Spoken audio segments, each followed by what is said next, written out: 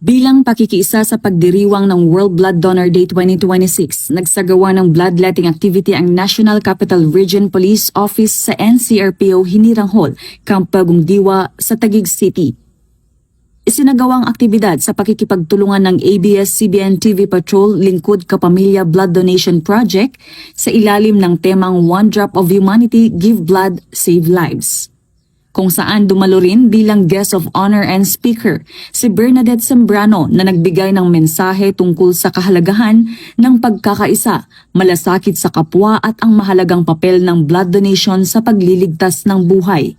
Mahigit 450 kapulisan mula sa iba't ibang police districts ng NCRPO, kabilang ang Regional Mobile Force Battalion ng NCRPO sa ilalim ng pamumuno ni Police Colonel Celso M. Rodriguez, ang nakiisa sa isinagawang bloodletting activity ng NCRPO.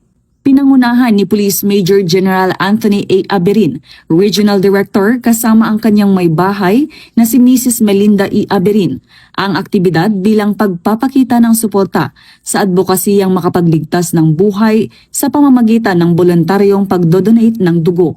Layunin ng programa na makatulong sa pagpapanatili ng sapat na supply ng dugo para sa mga pasyenteng nangangailangan nito, kasabay ang pagpapalaganap ng kamalayan sa kahalagahan ng blood donation bilang isang makataong gawain.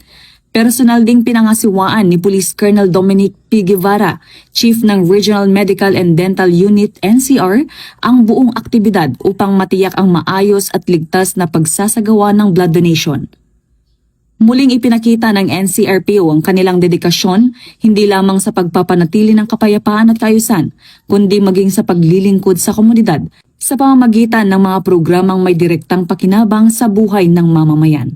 Ako po ang inyong Police News Network Correspondent, Patrolwoman Ronalyn Tanghiak, alagad ng batas, taga-taguyod ng Balitang Pulis.